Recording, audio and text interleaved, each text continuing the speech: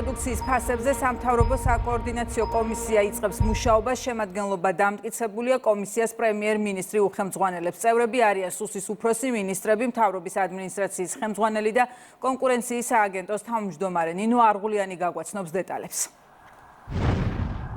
რაციონალური და სამართლიანი მიდგომით მალე ქვეყანაში სასურსათო პროდუქტებზე ფასები უნდა შემცირდეს. სწორედ პრემიერის ინიციატივიდან მალევე შეიქმნა საკოორდინაციო კომისია, რომელიც პრემიერის ხელმძღვანელობით მუშაობას იწყებს. კომისიის წევრებს აქვთ მოლოდინი, რომ ამ პროცესს ისეთივე ეფექტი ექნება, როგორც ეს ჰქონდა თავის დროზე მედიკამენტებთან დაკავშირებით, რადგან დღეს ჯანდაცვის მინისტრმა გითხრა, რომ არ შეიძლება ის, რაც ბიზნესისთვის მომგებიანია, წნეხი იყოს მოქალაქეებისთვის. მიხეილ სარჯოლაძის თქმით, საკითხთან დაკავშირებით კომისია გადაწყვეტილებებს საკითხის საფუძვლიანი შესწავლის შედეგად მიიღებს.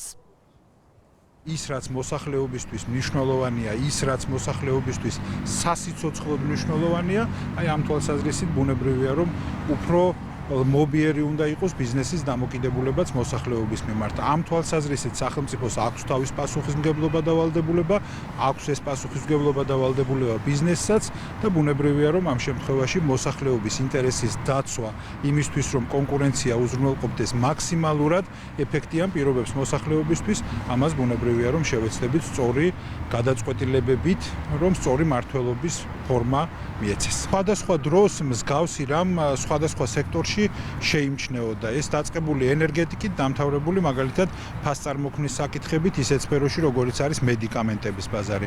ბუნებრივია, რომ აქ მაგალითად რეფერენტული ფასების პოლიტიკამ გარკვეული სტაბილურობა შესძინა მედიკამენტების ბაზარს. ის კვლავაც მომგებიანია ბიზნესისთვის, თუმცა რა თქმა უნდა, ნაკლებად ტვირთის მატარებელია მოსახლეობისთვის. აი ვფიქრობ, რომ ესეთი რაციონალური, დაბალანსებული, სამართლიანი მიდგომები და გადაწყვეტა იქნება ერთმნიშვნელოვნად სწორი მიდგომა. იგივე ხდება ენერგეტიკაშიც, მაგალითად იგივე ფასების რეგულირება ხდება, ხო? მარეგულირებელი კომისიის მეშვეობით და სხვადასხვა სექტორში ეს წარმატებით განხორციელდა. ვფიქრობ, რომ გამონაკლისი არ იქნება ეს სამომხმარებლო პროდუქტების სივრცე. ქართულ და ევროპულ ბაზარზე არსებულ ფასებს შორის სხვაობა რომ დიდია, ამის შესახებ პრემიერ-მინისტრმა რამდენიმე დღის წინ ისაუბრა. ირაკლი კობახიძე ამბობს, რომ მაღალ ფასებს განაპირობებს სადისტრიბუციო კომპანიების და ქსელური მარკეტების მაღალი ფასნამატი, რომელიც საზღვრიდან დახლამდე დაახლოებით 86%-ით იზრდება. სწორედ ამიტომ პრემიერმა ამ მიმართულებით მუშაობა დაანონსა და განაცხადა, რომ უახლოეს პერიოდში ქვეყანაში სასურსათო პროდუქტებზე ფასები უნდა შემცირდეს. გარდა ამისა, ირაკლი კობახიძემ საგამოძიებო უწყებებს დაავალა შეისწავლონ ხომ არ არის ამ პროცესში დანაშაულის ნიშნები და ჩვენ ვიცით, რომ სახელმწიფო უსაფრთხოების სამსახურმა საკითხის შესწავლა უკვე დაიწყო. ცნობილია ისიც, რომ ფასებთან დაკავშირებით კომისიას საქართველოს პარლამენტით შექმნის. პირდაპირ ეთერში ნინო არღულიანი საუბრობდა.